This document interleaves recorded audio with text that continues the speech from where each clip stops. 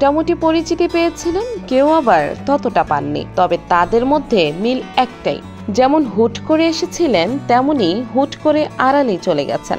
এক নজরে দেখে আসি হারিয়ে যাওয়া ওই 5 নায়িকাকে।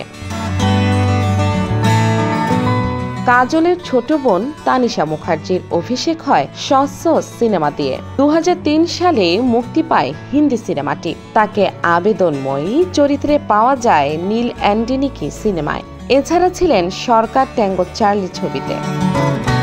ব্যাপক খ্যাতি পেয়েছিলেন বলা যাবে না, তবে বলিউডে মোটা দাগে পরিচিতি পেয়েছিলেন তানিশা। কিন্তু বিভিন্ন সিনেমা থেকে পরে বাদ পড়তে থাকেন তিনি। সঙ্গে যোগ হয় ব্যক্তিগত নানা ঝামেলা। শেষ পর্যন্ত আড়ালে চলে যান তানিশা। পরে রিয়েলিটি শো বিগ বস দিয়ে প্রত্যাবর্তনের চেষ্টা করে সফল হননি।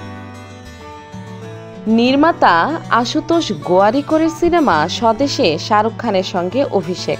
এর চেয়ে ভালো অভিষেক আর কি হতে পারে। কিন্তু গায়ত্রী যোশীর কেরিয়ারের এই একটাই সিনেমা, আর পর্দায় দেখা যায়নি তাকে।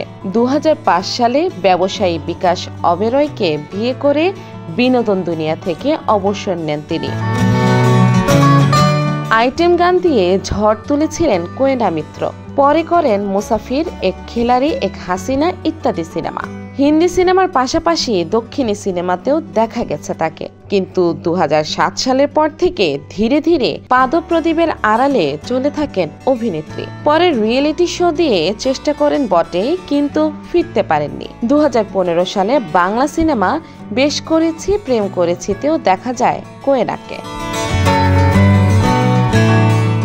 2000 সালে তারকা বহুল মহাব্বতে সিনেমা দিয়ে অভিষেক। সিনেমার অন্য নতুন তারকাদের সঙ্গে তিনিও চোখে পড়েন প্রযোজকদের। পরে হিন্দির সঙ্গে করেন তেলুগু সিনেমা, কিন্তু পরে আর সেভাবে সাফল্য পাননি। 2010 সালে ব্যবসায়ী আলী পাঞ্জানিকে বিয়ে করে কেনিয়া চলে যান।